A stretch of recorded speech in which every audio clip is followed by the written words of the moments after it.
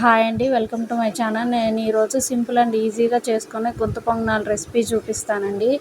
ఈ రెసిపీకి ఏంటంటే మనకు కావాల్సినంత అట్టిపిండిని ఒక గిన్నెలో తీసుకొని దాంట్లో ఆనియన్స్, కరివేపాకు, అలాగే సాల్ట్ మీ టేస్ట్కి సరిపోయినంత వేసుకోండి.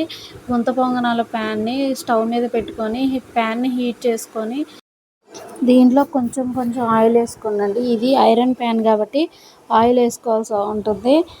లేకపోతే నాన్ స్టిక్ అయితే ఆయిల్ వేసుకోవసరం లేదండి. బట్ గుంత పొంగనాలకి ఆయిల్ ఉంటేనే బాగుంటుంది. ఈ గుంత పొంగనాలని 2 సైడ్స్ బాగా కాల్చుకోవాలండి. కొంచెం సిమ్లోనే పెట్టుకొని కాల్చుకోండి, ఎందుకంటే మళ్ళీ లోపల ఉడకవు, టేస్ట్ బాగోదు. ఇలా 2 సైడ్స్ ఉడికిన తర్వాత తీసుకొని సర్వ్ చేసేసుకోవడమేనండి. ఈ గుంత పొంగనాలు ఏంటంటే మనం బ్రేక్ఫాస్ట్గా చేసుకోవచ్చు, స్నాక్స్గా చేసుకోవచ్చు. ఒకరోజు అట్టిపిండి 3-4 డేస్కి చేసుకుంటాం కదా, అలాంటప్పుడు ఒకరోజు అట్లు వేసుకోవచ్చు, ఇంకో రోజు గుంత పొంగనాలు చేసుకోవచ్చు. అంతే అండి. గుంత పొంగనాలకి ఏంటంటే మనం పర్టికులర్గా చట్నీ చేయక్కర్లేదు. మన ఇంట్లో ఉన్న ఏ పచ్చడితో అయినా తినేయచ్చు. చాలా సూపర్ అంటే సూపర్గా ఉంటాయి.